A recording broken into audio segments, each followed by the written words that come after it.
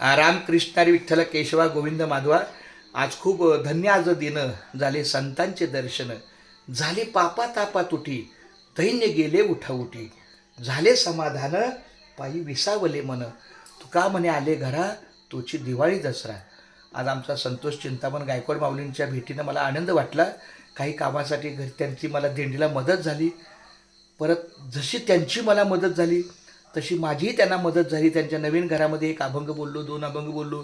कुठंतरी भगवंताच्या कृपेनं चांगला जे काय आपल्याला थोडं प्राप्त आहे त्यातला देण्याचा प्रयत्न केला.